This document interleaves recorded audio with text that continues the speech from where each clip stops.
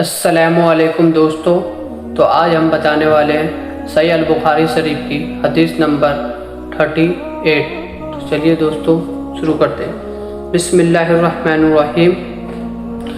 برا بن عازم رضی اللہ تعالیٰ عنہ سے روایت ہے کہ نبی صلی اللہ علیہ وسلم جب ہجرت کر کے مدینہ تشریف لائے تو پہلے اپنے ددیحال یا ننیحال جو انصار سے تھے ان کے یہاں اترے اور مدینہ میں 16 کا 17 مہینے بیت المقدس کی طرف منہ کر کے نماز پڑھتے رہے۔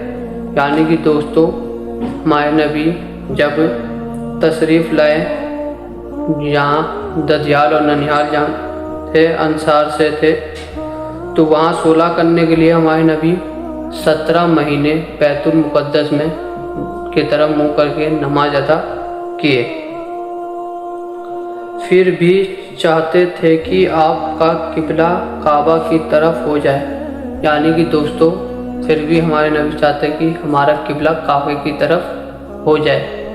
یعنی کہ دوستو ہمارے نبی کا ارادہ کہ کعبہ ہمارا قبلہ بنے، تو قبلہ کعبہ کی طرف ہو جائے۔ چنانچہ ہو گیا، یعنی کہ دوستو کعبہ ہمارا قبلہ ہو گیا۔ اللہ تعالیٰ نے حکم دے دیا کہ کعبہ کی طرف آپ نماز منہ کر کر نماز ادا کرو، اب سے آپ کا کعبہ ہو گیا ہے۔ اور پہلی نماز جو آپ نے کعبہ کی طرف پڑھی وہ عصر کی نماز تھی۔ یعنی کہ دوستو جب اللہ تعالیٰ کا حکم آیا کہ کعبہ آپ کا قبلہ ہو چکا ہے تو ہمارے نبی نے سب سے پہلے کعبہ کی طرف منہ کر کر قبلہ بنا کر سب سے پہلے جو نماز پڑھی ہے وہ تھی عصر کی نماز۔ اور آپ کے ساتھ کچھ اور لوگ بھی تھے۔ ان میں سے ایک آدمی نکلا اور کسی مسجد والوں کے پاس سے اس کا گزر ہوا۔ یعنی کہ دوستو ہمارے نبی کے پیچھے اور بھی لوگ عبادت کیے تھے جو مسلمان بن چکے تھے، تو دوستو نماز پڑھے تھے، تو اس میں سے ایک شخص تھا جو وہ باہر نکلا اور مسجدوں کی طرف نکلے تو اس کا مطلب کہ دوستو وہ گزر رہے تھے مسجد کی طرف سے، وہ بیت المقدس کی طرف منہ کیے ہوئے تھے۔ یعنی کہ دوستو اس مسجد میں جو لوگ مسلمان نماز پڑھ رہے تھے وہ بیت المقدس کی طرف منہ کر کے نماز ادا کر رہے تھے تو کے حالات میں تھے۔ تو اس نے کہا کہ میں اللہ کو گواہ بنا کر کہتا ہوں کہ میں نے رسول اللہ صلی اللہ علیہ وسلم کے ساتھ مکہ کی طرف منہ کر کے نماز پڑھی ہے۔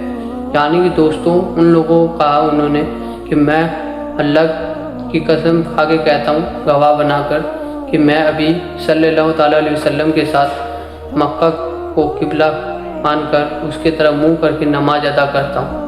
تو یعنی کہ دوستو وہ پیغام دے رہے ہیں کہ اب ہمارا قبلہ کعبہ بن چکا ہے۔ تو دوستو اس نے جیسے ہی ارشاد فرمایا ویسے ہی یہ سنتے ہی وہ لوگ جس حالات میں تھے اسی حالات میں کعبہ کی طرف پھر گئے۔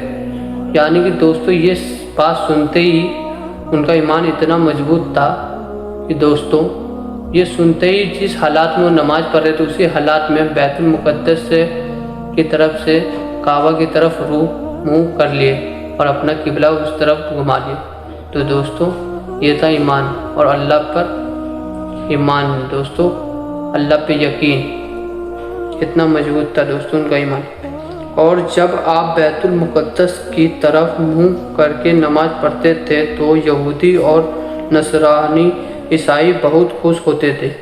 یعنی کہ دوستو اس ٹائم میں جو بیت المقدس کی طرف نماز ادا کرتے تھے تو جو یہودی تھے وہ جو کہہ سکتے جو غیر دھرم تھے اسلام میں نہیں تھے وہ بہت زیادہ خوش ہوتے تھے یہ دیکھ کر کہ بیت المقدس کی طرف یہ لوگ مسلمان نماز ادا کر رہے ہیں۔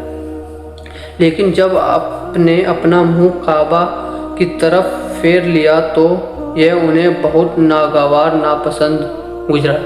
یعنی کہ دوستو جیسے اللہ تعالیٰ نے حکم دیا کعبہ شریف کی طرف کا اور نماز ادا کرنے لگے تو ان لوگوں کو ناپسند گزرا دوستو۔ یعنی کہ ان کو ناپسند ہو گیا کہ کس طرح سے یہ بیت المقدس کو چھوڑ کر اور کعبہ کی طرف اپنا قبلہ بنا لیا تو ان کو یہ ناپسند تھا۔ تو دوستو اس حدیث کے فائدے سنتے ہیں۔ اس حدیث میں یہ بھی ہے کہ قبلہ بدلنے سے پہلے جو لوگ مر چکے تھے ان کے بارے میں ہمیں معلوم نہیں تھا کہ انہیں نماز کا ثواب ملا یا نہیں۔ یعنی کہ دوستوں ان کا کہنا تھا کہ بیت المقدس کی طرف بھی اللہ کا حکم ہی تھا نماز ادا کرنا، اور اللہ ہی نے حکم دیا دوبارہ کہ کعبہ کی طرف منہ کر کے نماز ادا کرو۔ تو وہ یہ چاہتے تھے کہ جو بیت المقدس کی طرف جو منہ کر کے نماز ادا کرتے تھے ان کا عبادت کیا ہوا، ضائع تو نہیں ہو گیا۔ تو اللہ تعالیٰ نے یہ آیت اتاری، ایسا نہیں ہے کہ اللہ تعالیٰ تمہارا ایمان یعنی تمہاری نمازیں بیکار کر دے۔ یعنی کہ دوستو اللہ تعالیٰ نے قرآن میں خود ہی آیتیں اتار دی کہ ایسا نہیں ہے کہ تمہاری عبادت بیکار ہوگی، یعنی کہ وہ بھی اللہ کا حکم تھا دوستو، بیت المقدس کی طرف منہ کر کے نماز ادا کرو۔ تو ظاہر سی بات ہے دوستو اللہ تعالیٰ نے قرآن میں نازل کر دیا کہ اس کا عبادت ضائع نہیں جائے گی، یعنی کہ دوستو وہ اس ٹائم کا حکم پہ چلے تو ان کو ثواب پورا ملے گا، یہ نہیں کہ ان کا عبادت جائے جائے گا، ایسا کچھ نہیں، کیونکہ وہ بھی اللہ کا حکم تھا اور یہ بھی اللہ کا حکم ہے تو وہ بیکار نہیں جائے گا۔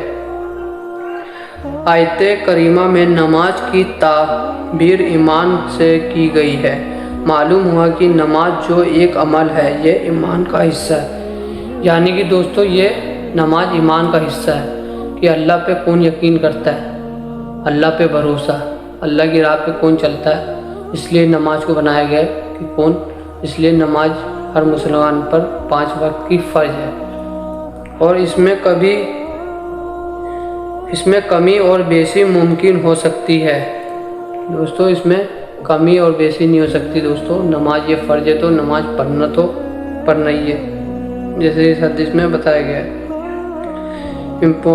امپورٹنٹ ہے دوستو، اللہ کبھی صحیح عمل ضائع نہیں کرتا، انسان کو بس اس وقت کے حکم کو فالو کرنا ہے، بعد میں رول چینج ہو جائے تو پہلے والے عمل غلط نہیں ہے۔ جیسے کہ دوستو بتایا کہ اللہ کا رول تھا، یعنی کہ ایک طرح سے رول ہے دوستو، اللہ کا حکم تھا کہ آپ اپنا قبلہ چینج کرو، لوگ اپنے مرضی سے نہیں کیے تھے، اس لیے ان کا پچھلا جو نیکی تھے، مطلب کہ نماز جو ادا کیے تھے ان کے حکم سے، ان کا نیکی ضائع نہیں جائے گا۔ تو دوستو اس حدیث یہی ہوتی ہے یہیں پوری۔ تو دوستو یہ حدیث پسند آئی ہو تو لائک شیئر کمنٹ ضرور کریں، اور دوستو چینل پہ نئے آئے ہو تو چینل کو سبسکرائب کریں۔ امید کرتا ہوں آپ کو سمجھ آئے گی۔ جب تک کے لیے دوستو السلام علیکم۔